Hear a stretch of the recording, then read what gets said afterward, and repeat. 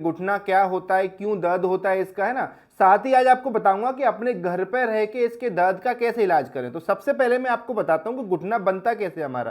तो देखो, जो घुटना जैसे आपको मेरे हाथ में कंकाल दिखेगा, तो ये जो घुटना बनता है हमारा 3 हड्डियों से मिलकर बनता है। जैसे आपको एक ये लंबी हड्डी दिख रही है, इसको बोलते हैं फीमर बोन, और जो नीचे दिख रही है इसको बोलते हैं टिबिया बोन, ये घुटने के नीचे की हड्डी है।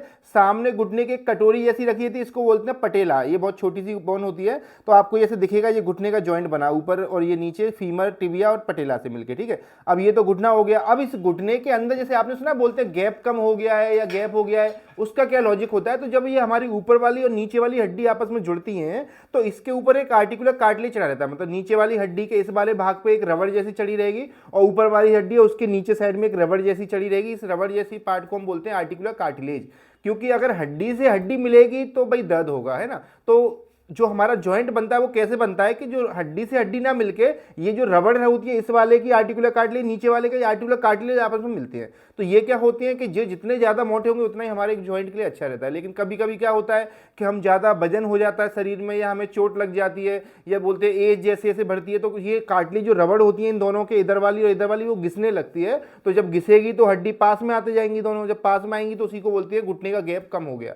हम एक्सरे निकालते हैं तो उसमें हम हड्डी देखते हैं कि कितनी पास पास आ गई है। जितनी ज़्यादा दूर होंगी उतना ज़्यादा अच्छा है आपके लिए, जितनी ज़्यादा पास आ गई, सोचें आपका वो रबड़ जो ऊपर वाली नीचे वाली हड्डी की थी वो घिस गई, तो इसको हम ऑस्टियोआर्थराइटिस बोलते हैं। जैसे अच्छा, कभी कभी एक रूमेटॉइड अर्थराइटिस होता है, उसमें क्या होता है हमारी बॉडी खुद के सेल इस कार्टिलेज को खा जाते हैं, तो वो अलग चीज़ हो जाती है। अब मैं बताता हूँ आपको ऑस्टियोआर्थराइटिस यानी घुटने का गैप कम होना, जिसकी वजह से आपको दर्द होता है। तो अगर आपको बहुत ज़्यादा घिस गए तो देखो बहुत बड़ी बात है, लेकिन अगर स्टार्टिंग है तो इसमें दर्द होता है, तो आपका ये आप घर पे कुछ इलाज करके इसका बड़ा आसानी से इसको आराम पा सकते हैं इसमें। तो उसके लिए आप क्या करें, 3 आपको चीज़ें बताता हूँ मैं आपको। एक तो आपको सुबह सुबह सिकाई करनी है, उसमें आप ये करेंगे कि ठंडा गर्म सिकाई करेंगे, यानी कि एक बाल्टी में गर्म पानी लें, जिसमें 4-5 चम्मच फिटकरी डाल दें, गर्म जितना सहन हो जाए। एक बाल्टी में ठंडा पानी लें, जितने मटके का मटके का जितना ठंडा होता है। अब आप क्या करें, गर्म बाल्टी में से 1 गिलास पानी भर के उस घुटने पर डालें, फिर तुरंत उसके बाद ठंडा पानी डालें, 1 गिलास जो है, ठीक है। एक बार गर्म एक बार ठंडा, ऐसे करके सिकाई करेंगे, ठीक है।